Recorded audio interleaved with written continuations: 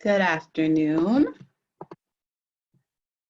Welcome to you 200 plus attendees representing DPLA's network, and a special welcome to those of you who are joining us today simply because you'd like to learn more about contributing to Wikimedia.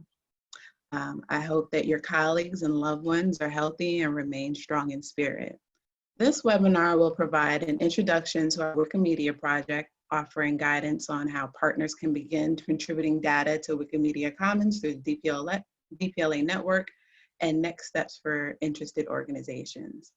Our speakers this afternoon will be our DPLA Data Fellow, Dominic Byrd-McDevitt, and Sandra Fauconnier, GLAM-Wiki Specialist from the Wikimedia Foundation. The Digital Public Library of America is a national platform providing free access to digitized collections from 4,000 libraries, archives, historical societies, and museums. DPLA amplifies the value of libraries and cultural organizations as America's most trusted sources of shared knowledge.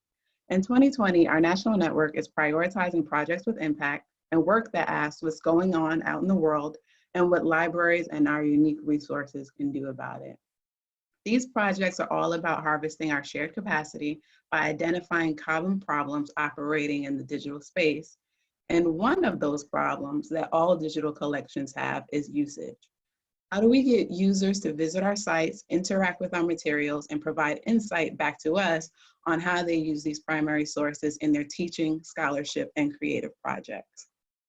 As a network, DPLA partners have deep dived into our analytics to understand how Google indexes URLs and how the quality of our metadata impacts search engine discoverability. Recognizing that search is not the only strategy available to us, we've also assessed how we do outreach and together workshopped how to introduce new users to our collections. This Wikimedia project is a means for us to tackle our shared problem on both ends. Contributing collections to Wikimedia makes collections more discoverable through citing of Wikipedia articles, and therefore exposes them to a huge audience of users. This project also requires we undertake a major cleanup of our metadata to prepare assets for upload to Wikimedia, such as adopting open access, implementing standardized rights statements and Creative Commons license, and also including direct links to digital media and ingested records. The Wikimedia project is a set of activities where DPLA is trying to lead, grow, and stretch the field while having an impact as the first large harvester of digital collections to partner with Wikimedia in this way. This work is supported by the Alfred P. Loan Foundation, the nonprofit that operates Wikimedia, and other free knowledge projects. And now I'd like to introduce our speakers. Dominic Byrd-McDevitt is DPLA's Data Fellow. Dominic is working to integrate DPLA's collections into Wikimedia projects and make them more readily accessible and reusable online. Most recently, Dominic worked at the National Archives and Records Administration, where he was a digital content specialist, helping to design the catalog's crowdsourcing features and launch the agency's first catalog API, as well as being the world's longest serving Wikipedian in residence. Dominic also served as Wikipedian in residence at the Smithsonian Institution. Dominic currently serves as a cultural partnerships advisor at the Wikimedia District of Columbia and has been an active Wikipedia editor since 2004. He has a BA from Reed College and has studied library science at Simmons College. Sandra Fauconnier is the GLAM-Wiki specialist at the Wikimedia Foundation. She previously served as program officer, GLAM and structured data in the community programs team at the Wikimedia Foundation, working primarily for structured data on Wikimedia Commons and also for the Open GLAM and WMSE GLAM Hub projects. She started contributing to English Wikipedia in 2003. After a hiatus, she became an active Commons editor, was a board member and volunteer for Wikimedia Netherlands, and has contributed to Wikidata for years. Sandra was a Wikipedian in residence in 2014 and in spring through autumn 2017. Sandra is a Belgian citizen and lives and works in the Netherlands. She has a Master of Arts in Art History from Ghent University and has worked on various internet and video projects in the Dutch cultural sector.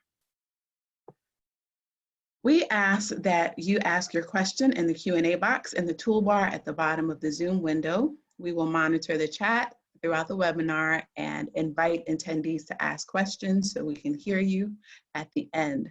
Dominic and Sandra are also fine with you all asking questions throughout the presentation and may use the raise your hand button in Zoom to do so.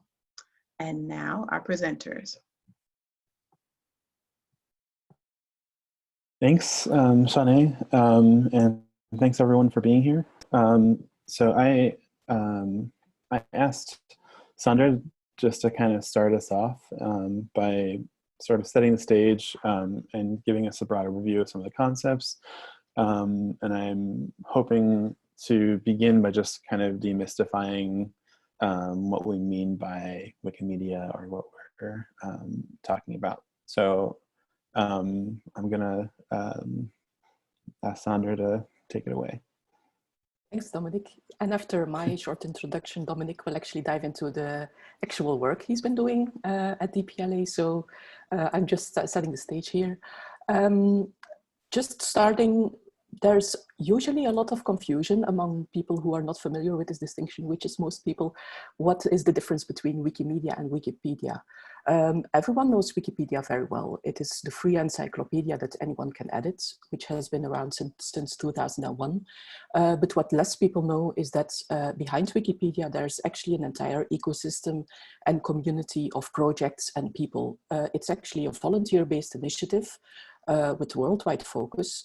And especially when I, give this introduction to GLAM audiences, to audiences of cultural institutions, I always emphasize that it's not just about Wikipedia, but the Wikimedia ecosystem of projects actually has a lot more to offer. We have a media database, which is called Wikimedia Commons. Dominic is going to tell us a lot about that. We have a linked open data store, Wikidata, and we have many other projects for transcription, for travel, travel reports, etc. And our communities of volunteers are active on many of these projects. Next slide, please. What all these projects share, and actually the Wikimedia movement as a whole shares with each other, is there is actually one mission or vision statement that everyone stands behind, which is the following: imagine a world in which every single human being can freely share in the sum of all knowledge. So the Wikimedia movement at large, the worldwide Wikimedia movement, is actually as I said, a non-profit. It's a volunteer-driven platform. It's a set of websites, in fact, and it's a community of people who together have decided that they actually have a pretty, lofty goal, which is to help humanity share in the sum of all knowledge, which is actually a mission or a vision that is quite, in line with what cultural institutions are doing. So I will come back to that later in the webinar about the connection between what the Wikimedia ecosystem is doing and the cultural fields. But I think there's a lot of parallels in what we are doing and a lot of ground for collaboration. Next slide, please. One very important value behind the Wikimedia projects and shared by the Wikimedia community is we share free knowledge. Free knowledge means that Wikipedia and all the other platforms that you saw in the previous slides all only contain information, assets, data that can be freely shared by anyone for any purpose, also commercially. So basically what this graph represents is, many of you will probably be familiar with Creative Commons licenses. The Wikimedia platforms, Wikipedia, Wikimedia Commons, etc., only actually contain and show content that is reusable by anyone under very free conditions. So even content that can be reused commercially, I will emphasize that again. So that means that as a cultural institution, if you have content in your collections that is still copyrighted, it will be probably more difficult to actually share your assets or your digital files to Wikimedia projects, but still there will be options to share the knowledge that you hold as an institution. So there are always options to find, but it's important to keep in mind that whatever is being shared will be freely reusable by the world. Next slide, please. And yeah, as I already said, the Wikimedia movement is in fact a volunteer movement. If I should compare it to another, nonprofit in the world that is kind of different in what they do, but similar in its structure, I would, for instance, say the Red Cross. No, we are a worldwide organization or set of organizations that are really run by volunteers. If you see platforms like Wikipedia, Wikimedia Commons, Wikidata, etc., most of the content there is actually written, contributed by volunteers, by a community of volunteers. We also have some staff like me who support these, but we are only a very small part of the community. So most of what you see on the Wiki projects is actually done by volunteers. Next slide, please.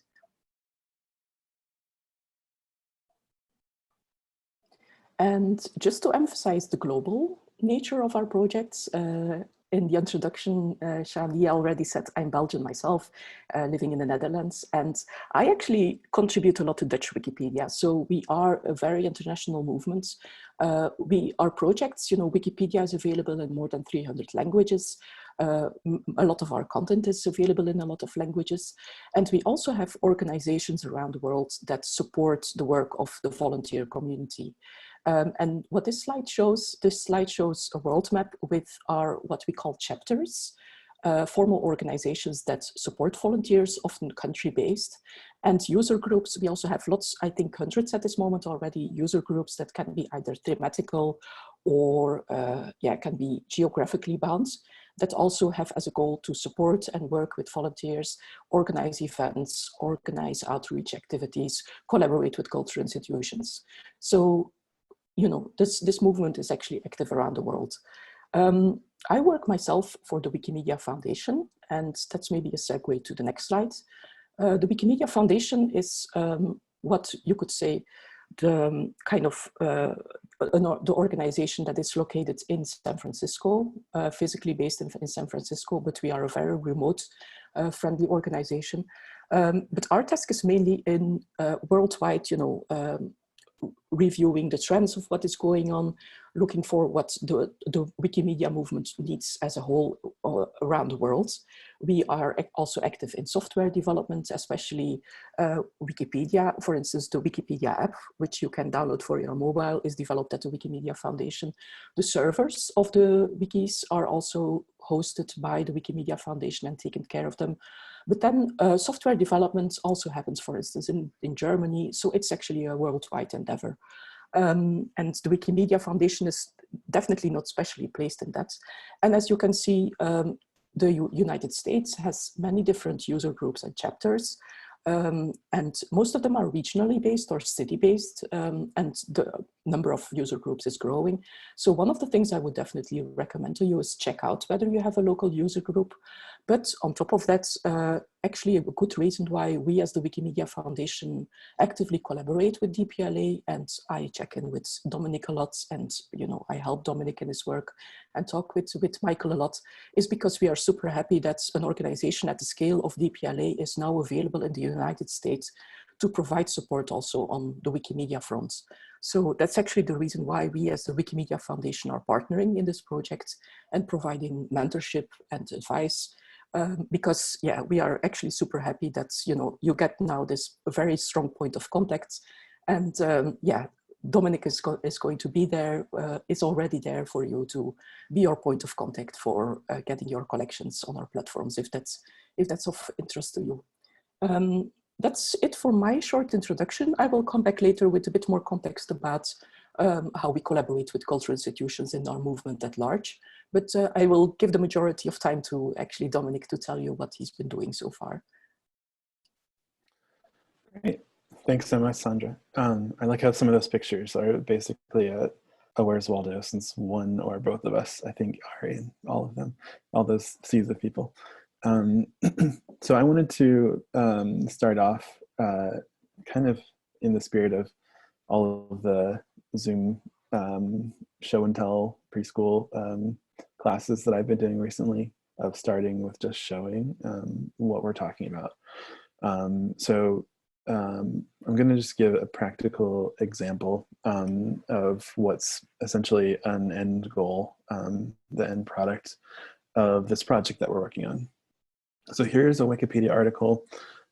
This is the article about this historical women's college in North Carolina and Virginia. This is what the article on Wikipedia looked like a few weeks ago.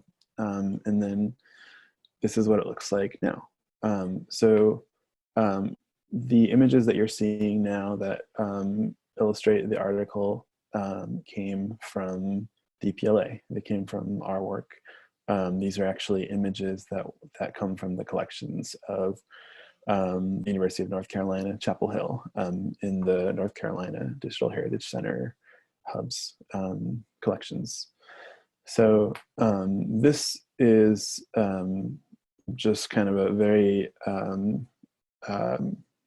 discrete example of what we would like to see happen across Wikipedia at scale with all of the collections from the DPLA contributing institutions. So the potential is that images from DPLA collections that are compatible with Wikimedia will eventually go into articles and be viewed there by the general public. So that's the goal. And what we're talking about here is first building a pipeline from Wikimedia that ends with that state of images into Wikipedia articles. And really what we're doing is taking the metadata that DPLA aggregates and combining it with the digital assets and taking it through to Wikimedia Commons, which Sandra talked about, which is the file repository. And that's kind of the first step of the pipeline. And then the next step is also getting images that we've essentially uploaded from contributing institutions into Wikipedia. So I made this graphic to kind of, and of course this graphic doesn't, is kind of starting at the level of DPLA has already aggregated everything. So the step before that is, the data that comes from contributing institutions and either directly from content hubs or through service hubs into DPLA's aggregated metadata. This is hopefully a way to visualize what we're talking about in terms of taking the data that DPLA has and bringing it into Wikipedia in the end. In terms of like what this will actually look like, this is an example of what the files from the article that I just showed you, what it actually looks like within Wikimedia Commons. So what we do is, in order to place an image in Wikipedia, we first have to take that image and upload it to Wikimedia Commons. So this is taking sort of like working backwards. This is the step before getting into Wikipedia. So this image is one page 103 out of this document that came from the UNC Chapel Hill collections. We've uploaded the entire text, and in order to get it into the Wikipedia article, we found this useful image within a page, cropped out actually the graphic part of the page, and that's what we put in the Wikipedia article. Within Wikimedia Commons, every upload that we're doing actually includes the DPLA metadata underneath the image itself. So this is what that upload looks like in Wikimedia Commons. It includes essentially all the major common fields that DPLA ingests. So creator, title, date, and also the link back to the source record in addition to the DPLA catalog record. you might notice that this isn't including everything. So as of now, the uploads don't have some data like subjects or formats. And the reason for that is that the metadata portion of this is something that we see as iterable process, and we're going to continue working on updating and adding better data as we go along. But right now, we've kind of added the sort of what's like the minimum necessary for upload, and in the future we'll be able to make things more of like a linked data approach with the subjects as well. So this is kind of like the very hopefully quick summary of what it is we're talking about. We're taking data from DPLA, the sort of items in DPLA that are compatible with Wikimedia Commons, and then from that, grabbing the digital assets associated with the given item, uploading those together to Wikimedia Commons, and then that's what enables those images to be embedded into Wikipedia articles. An important point to make as we're talking about all this, though, is underpinning this work is actually some of DPLA's important metadata efforts. And part of that is, what Sandra talked about earlier, that Wikimedia Commons only allows free and openly licensed materials or public domain materials. And so in order for our project of uploading these materials to Wikimedia Commons to be possible, we require essentially a machine readable way to filter on the rights of the materials. So that's what allows us to be able to ensure that the things that we are uploading to Wikimedia Commons are actually compatible. So this is an example of an item. This is a real item from the Digital Library of Tennessee. That's actually the State Library of Tennessee. This is kind of, I grabbed some of the original metadata that came in from the Digital Library of Tennessee to show sort of an ideal case of the type of record that we could take and upload to Wikimedia Commons, not just because of that its rights are compatible, but because it's using a standardized rights statement from rightstatements.org. So because of that, we can search on the no copyright in the United States rights statement. And that allows us to be able to confidently upload these materials and assert that it's in the public domain in the uploads that we're doing. This is an example. I know that not all institutions have implemented rights statements, and so this is an example of essentially actually the Wikimedia project is an example of sort of a real world practical thing that you can do once you've implemented rights statements. It's a hopefully an ideal use case for why something like that is worth the effort, because now DPLA is able to do this proactive sharing for you of data. And so it's not just working on standardized rights statements for philosophical reasons. The second part, and these are kind of the two main data related prerequisites, is that in order to upload the actual digital assets, we require access to that media.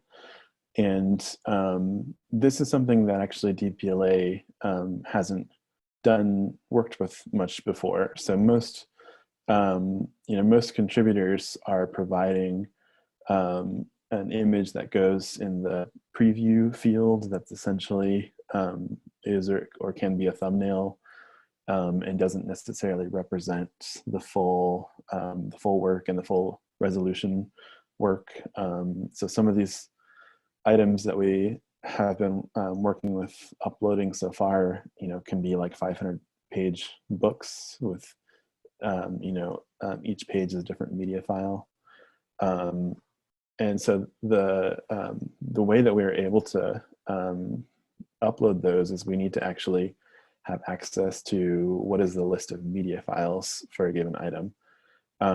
The easiest and simplest way to do that is to take that from a IIIF manifest, because that's what a IIIF manifest is, the list of associated media files. So this is an example where the Digital Library of Tennessee is one of the few hubs that's actually providing IIIF manifest links in their contributed metadata already.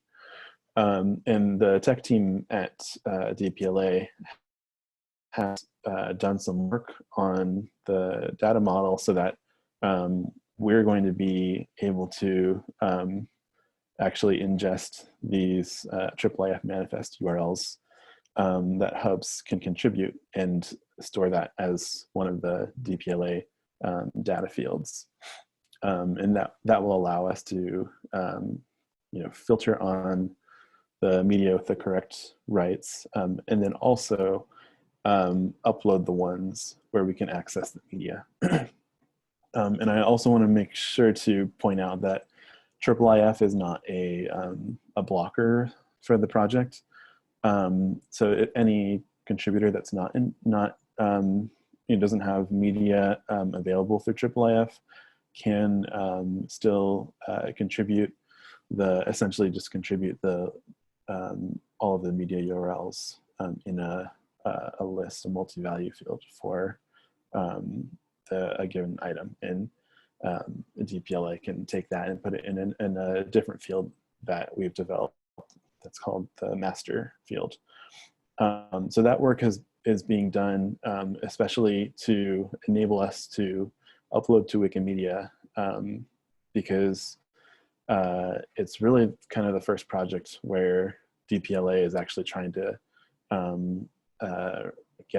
gain access to media in this way.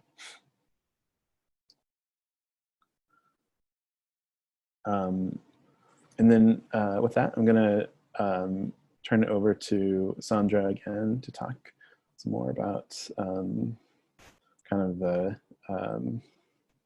motivations behind this. Yeah, a bit of zooming out, but first I want to just do an administrative announcement. I see one very good question in the Q&A box, and actually one question that has already been answered by Michael. This question by Gretchen, I would actually suggest that we take it at the end, because it's a really interesting question, I think, which fits as a final question, but we do keep track of questions, so please don't be shy and post them. And now I will return to the presentation. Just for a bit of context, the work that Dominic is doing with your collections now on the DPLA platform, moving collections also to Wikimedia platforms, it's part of a longer, I would almost already say a tradition. In the Wikimedia movement, we have the GLAM-Wiki community, which is kind of a sub-community of the larger international community, which actually internationally actively engages with cultural institutions like yours. And in some cases, it indeed happens at the scale that is going on now here with DPLA. There has been a similar project at Europeana some years ago with a Wikipedian in residence there. But it also happens on small scale in countries individually with individual institutions. Next slides, please. Or just one slide. Yeah, just re-emphasizing what I said. So this is definitely not the first time this is happening. Actually, GLAM-Wiki activities have started around 2005, the mid 2000s, around the world. And, you know, it's a very common thing that is being done by Wikimedia communities. at the Wikimedia Foundation, we have just run a worldwide analysis of the kind of projects that have been going on, analyzing them, like, you know, how frequently certain projects have been going on in certain countries, etc. And the graph that you see here in the slide is one of these, in which we are actually investigating what kind of trends we see and which platforms are being used. But we also see, you know, how frequently collaborations happen with libraries, with archives, museums, etc. Next slide, please. One very important component of GLAM-Wiki collaborations is, so one part of the work that Dominic has been doing very actively already is actually publishing collections on our platforms on Wikimedia Commons. But what usually makes GLAM-Wiki projects successful at large is the combination of indeed publishing materials, but also with proactively running activities around them.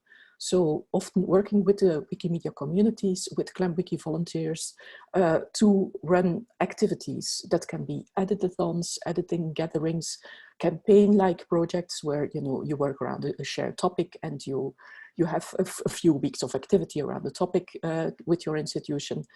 You work with your own, you know, public also to engage them in Wikimedia activities. So that activity part is quite important. And I just want to emphasize that, to give the floor to Dominic again to tell you a bit more about the things he plans to work on in the upcoming months.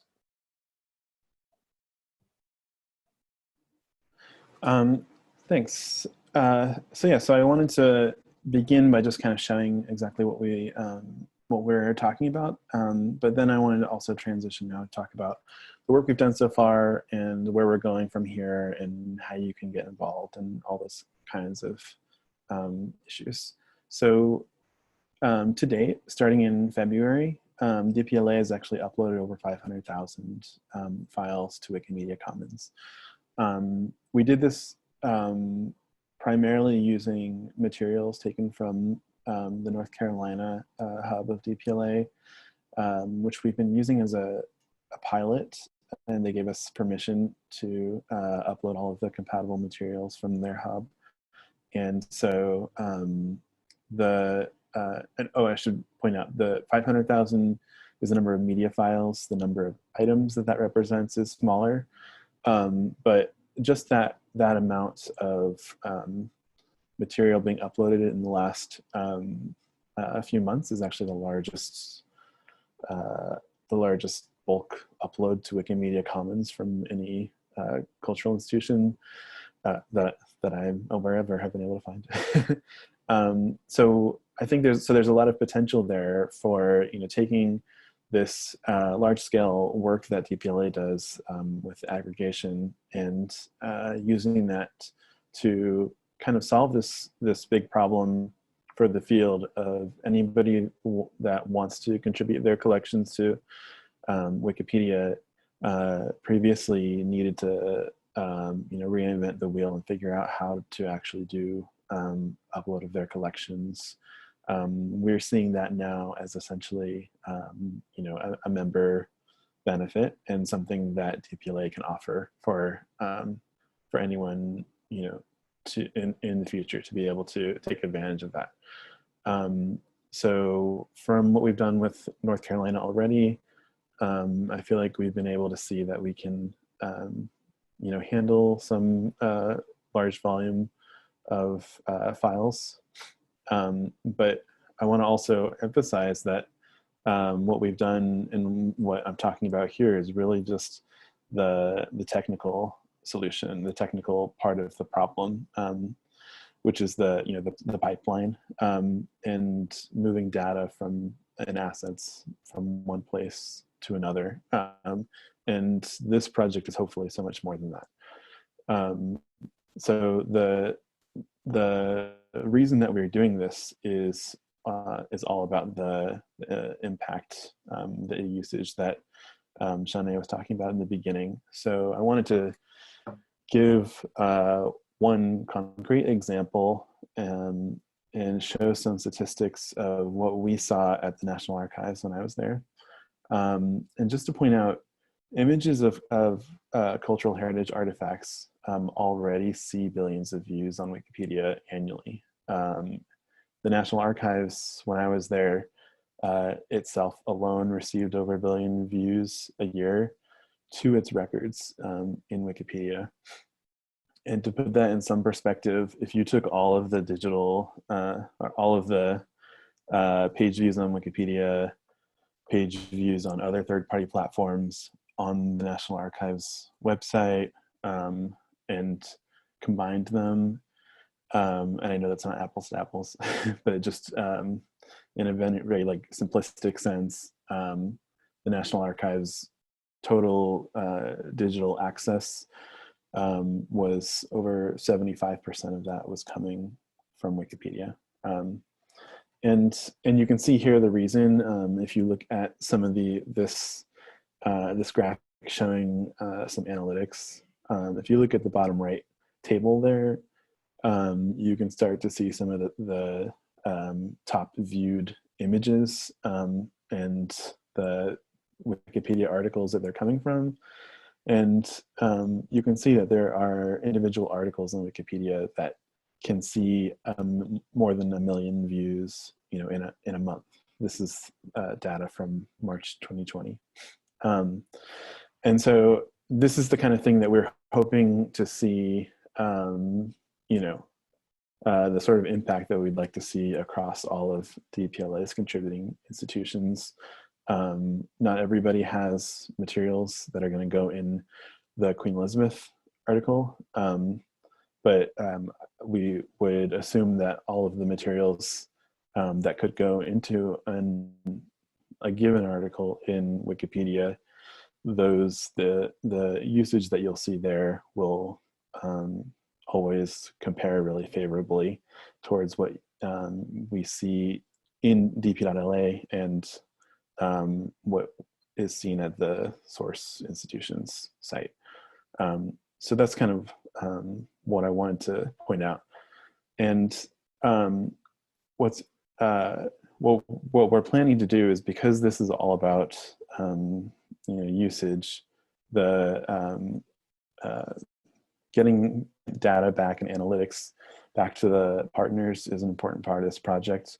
So the eventual goal, and we've had some discussions about this already, how to do this is to build the Wikipedia analytics of page view statistics, in addition to things like the number of uploads or the portion of a partner's items that are compatible with Wikimedia. So that sort of data, build that into the existing analytics dashboard that DPLA already provides to partners.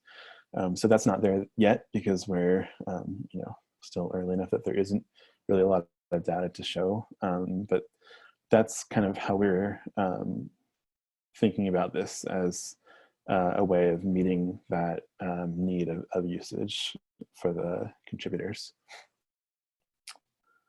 The thing that is really important about all of this is that the actual usage that we're talking about, that impact comes from the public consuming the digital assets in Wikipedia articles that they find. So this is something where the work that we've done so far of putting digital assets from contributors into Wikimedia Commons is really solving that technical problem of how to upload data and assets at scale, and providing that tool for contributors. But in some ways that's just the beginning and not the end of the project, because there's also this basically editorial process that needs to happen next of getting those images into the the appropriate Wikipedia articles, putting them in proper context, and essentially making them be visible to all of the people reading Wikipedia, and not just being a file in a category in Wikimedia Commons. So what we would like to, I think, communicate here also is that the success of this project really depends on all of you and everyone out in the actual institutions contributing assets, getting involved as much as possible. And the more that contributors and the staff and institutions are involved in helping this process, then that just is going to maximize that impact. And in order to facilitate that, this technical work that we're doing is not the end of the project. That's kind of like one component. And the other component of the project is really doing the outreach and training to allow the DPLA, the network, the community of DPLA to do that kind of editorial work. So this webinar today, we don't have a lot of time to get into the nitty-gritty of how to edit a Wikipedia article, but that's where we would like to take things next, is for those who are interested in getting involved. We're going to have future training opportunities coming up. In addition, though, I think we really just want to hear from you all, and anyone, whether associated, with a hub, representing an individual institution, just an individual person interested. We want to hear from you, because I'm also, we're looking for early adopters and partners in this project, and will definitely work directly with any institutions that are interested in getting involved. So don't just wait to hear about trainings if you're interested. And I wanted to also, because we started off in talking about how this is a grant project with the assistance of the Sloan Foundation, I wanted to point out that the pipeline that I've been talking about that we're building it in such a way that this is intended to be an ongoing project, and just a service that DPLA offers now to members. So it's not something that's going away at the end of the year, and hopefully that's not a concern that anyone has. So just to kind of wrap up and talk about some next steps, or how people can get involved. I have a few suggestions here, based especially on like kind of where people's individual context is. And from the hubs, we're really asking to do the work that will allow any contributing institution within their region to provide the kind of data that's necessary to participate. There's a lot of variation among all of the hubs of adoption of standardized right statements.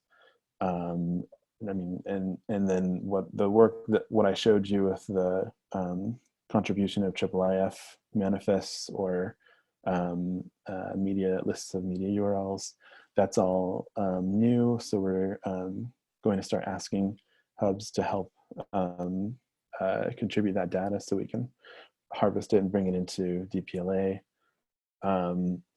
For any individual institutions, if you haven't adopted right statements, or that's something that would essentially be a prerequisite, and there's resources for that.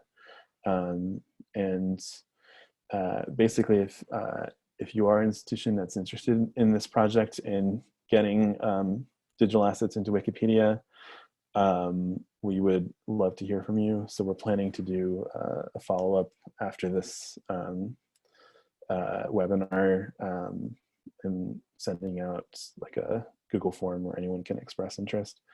And I would also say for any individual, regardless of what your institution is, if you have collections that are all, under copyright, or if you're just interested as a staff or as an individual that's regardless of like what institution you're staff of, or if that institution isn't interested in the project, we're also open to hearing from anyone who wants to get involved, because we're uploading a lot of images from DPLA collections that anyone can work with, just as a Wikipedia editor, and you don't need to be limited to your own institution if you have that interest. And I think editing Wikipedia is really like a job skill for all of us anyway. So with that, I think we're gonna start to open it to questions. It seems like maybe we already had some coming in.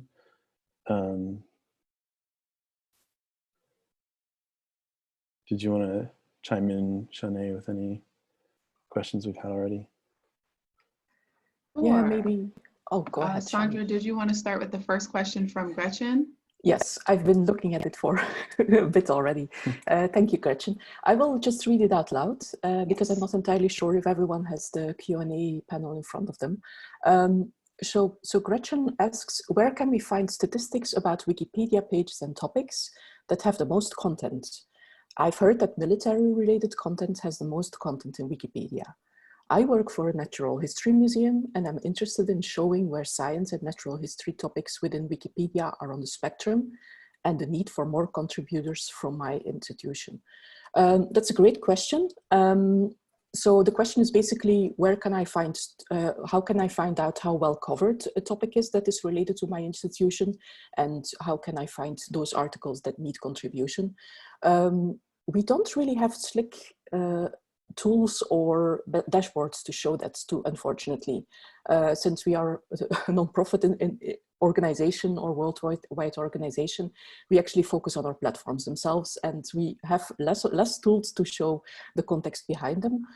There is some ongoing research on, how you can figure out topic clusters on Wikipedia, etc.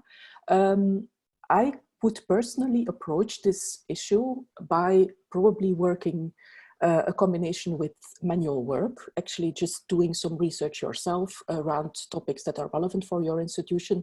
And a tool that can be helpful is actually Wikidata, which is the linked data store behind Wikipedia, which you can ask various questions. You can query it for certain topics, and it also holds information about the quality level of Wikipedia articles.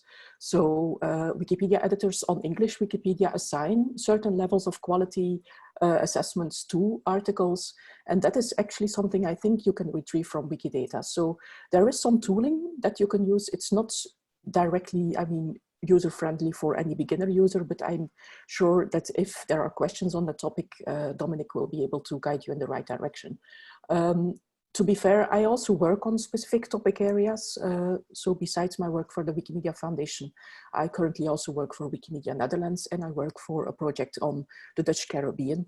And all the data collection that I do on relevant topics is really, as I just said, it's a combination of handwork and analyzing through some tools. So if there's more need for explanation on that, I'm sure note can be taken of that, and we can provide some guidance on that. Yeah, I would just also point out, it's a good question, because I feel like this issue is part of what I was just saying, that Wikipedia literacy, I think, is a really important just tool for our profession.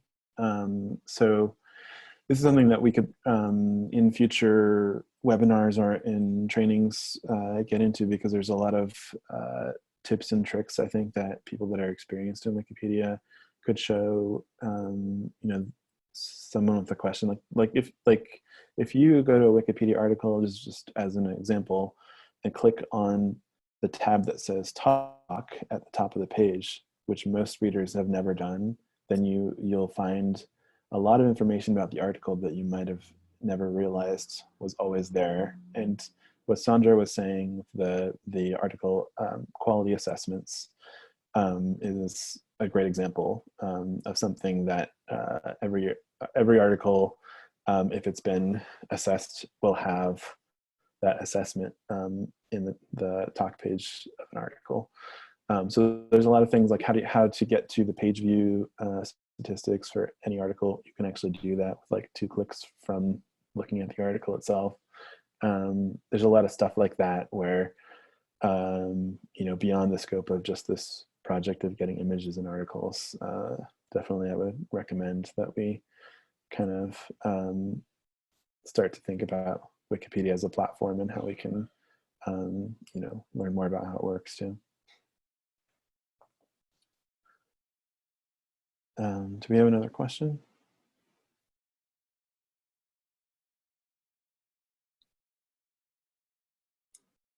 I can read the second one. Let me see. Sure. I think next questions are more targeted towards the kind of work you do at DPLA, so probably better for you to answer them, Dominic. Okay. One is quite practical. What do you do when contributors have complex objects? For instance, more than 1 image per manifest, like with a suite of prints or photographic album? Yeah, so I would say probably the majority of the items we have uploaded already in that pilot project would fit in that category, because it's a lot of things, you know, I'm seeing a lot of like institutional, you know, university records where it's an old course catalog or yearbook that's a 100-page item and they're each individual page scans. So the way it looks is when we've been doing the uploads, even though it's a single item, that's the reason that we actually require something like the IIIF manifest, because if you look only at the data that currently DPLA collects, you can get back to the source institution catalog record, and you can see what the provided preview image is. But previously we didn't have a way to know if that preview image is the full work, if it's, you know, an image of the cover of a book and there's actually 500 other media files within that item. So by definition, if you have a IIIF manifest, it should represent the item as a whole. The manifest for a IIIF is what provides all media that's associated with a given item. So what we did with North Carolina, because that work was before DPLA began or had the ability to harvest IIIF manifests, was we were actually basically reverse engineering and taking the ID part out of the URL from the catalog record and generating IIIF manifest URLs from that. And that's really the only, getting to the manifest somehow was like the only way we could really have been able to upload materials. So yeah, I think that hopefully that's answering our question, that we're trying to not ever make assumptions that what is in the DPLA's data right now is the work itself, but we're only able to upload things where we have confidence based on the fact that it is a IIIF manifest, or in the future is utilizing the master field to be able to know that what we're uploading is the correct extent of the item.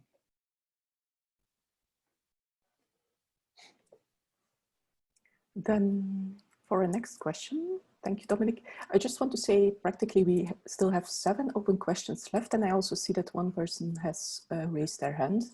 And we seem to have a bit less than 20 minutes left, just for time framing. Okay.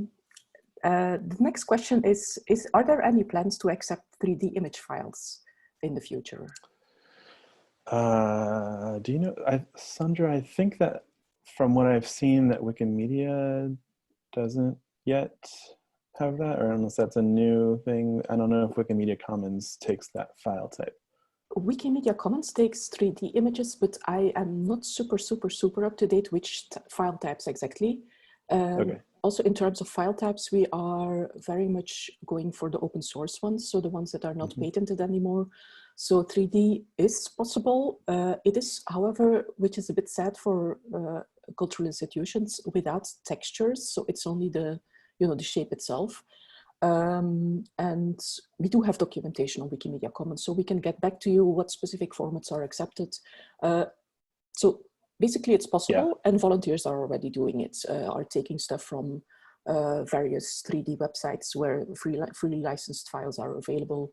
We have French institutions that do it, so it would be possible without textures in certain formats. Okay, and so what I would say from the DPLA end of things is that the only limitation I can imagine is just whatever file types Wikimedia Commons accepts, because otherwise with our workflow, there's no reason we can't take any any media file that we're provided and perform an upload. So I guess that's a yes, if it's the right file. Next question, I think, is also for you, Dominic. Okay. Are it only public domain images that will be used? So yeah, so to get more specifically into the types of rights, there's what we've uploaded so far is only materials that we found with the no copyright in the United States standardized right statement, which is essentially the standardized right statement for public domain. For Wikimedia Commons, though, there are other Creative Commons licenses that are also compatible. So you can also use things like CC by SA, it's the Creative Commons attribution licenses, which are not all that common in DPLA materials, but that's kind of the threshold of what's considered free. And also if something's under a CC0 Creative Commons license or Creative Commons public domain mark, those are all considered openly licensed enough for Wikimedia Commons. I think that's everything. But essentially it's yes, things that are in the public domain, unless there are works that are freely licensed for other reasons, like some institutional policy, maybe that if they are the rights holder and release things under a free Creative Commons license. Thanks, Dominic, from me. Next question is, will DPLA consider to have items uploaded to Wikimedia link back to original locations, the original website? I assume also the website of the institution. Yes. So I'll do all that. That's been baked in from the beginning. So when you look at any image that DPLA is uploaded to Wikimedia Commons, there's a little banner box that's included with all of them that links back to the source record first, and also the DPLA item record as well. Thanks. Then next question is, did Dominic say, just a general question, did Dominic say 1 billion page views on Wikipedia, 1 billion with a B? Yeah, and just to, so the way we count that, that was 1 billion for the National Archives alone. The way we count that is by looking at the Wikipedia articles that use images that are uploaded from a given institution. So when you upload something to Wikimedia Commons, you can include a category. So you'll see a category on things we upload that say something like images from, the University of North Carolina, Chapel Hill. And so we can use that category to then look at the articles that use images from that category, and then we essentially add together all of the page views for those articles. So that's how we get to 1 billion in a year for the National Archives. And definitely it's in the many billions if you think about all of the aggregate of cultural institutions combined.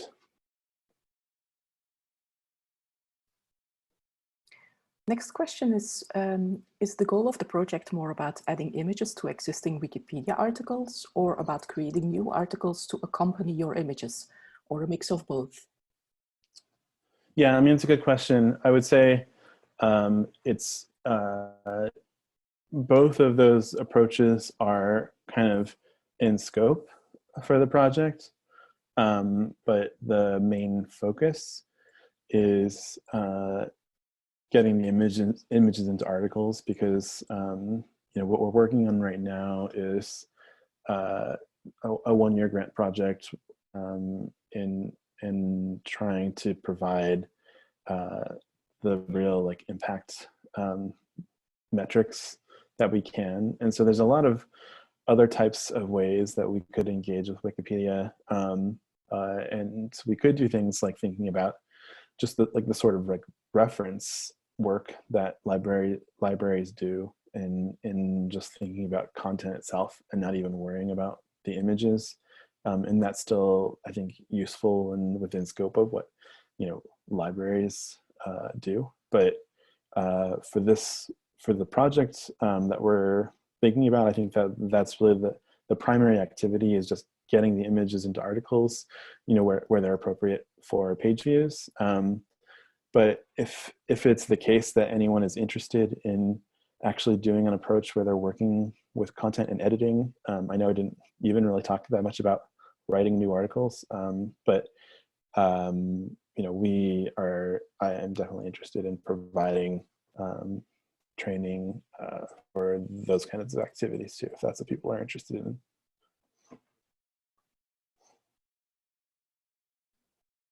I will read the last question that we will treat now, but as I understood it, and the moderators should confirm this, other questions have been recorded and will be answered asynchronously. The last question I'm reading now is, I've just started adding assets to Wikipedia pages, but didn't know about doing it from DPLA, if I understand you correctly. Can you talk a little bit more about that? So I guess is the concern about like duplication. We definitely have some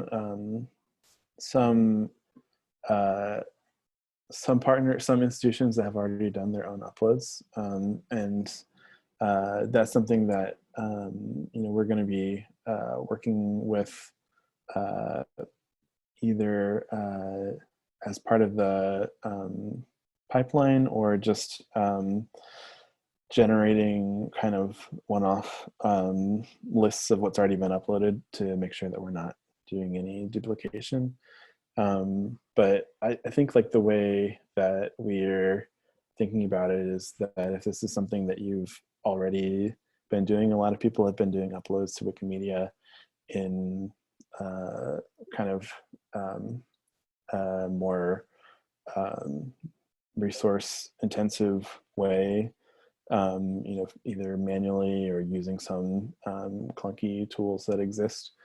So I'm hoping that we are kind of like, can be a tool in your toolbox, and as long as, you know, you work through your hub or whatever is necessary to provide the right types of metadata that you know, you're basically compatible, then we take that the kind of arcane mysterious process of doing the actual uploads, especially in bulk, sort of out of your hands, and allow you to just do the work on the sort of editorial work on Wikipedia and focus on that, since that's, you know, where every individual institution's expertise lies, is in their own collections.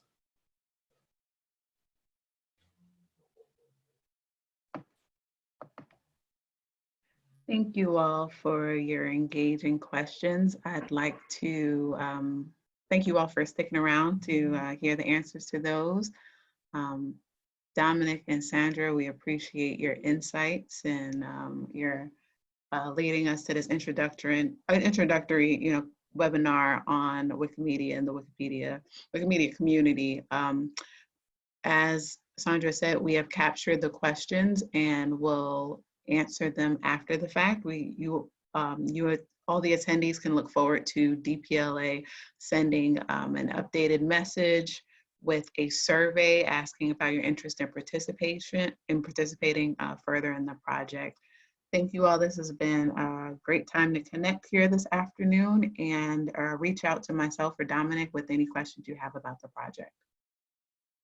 Be well. Thanks so much. Thank you all. Thanks, everyone.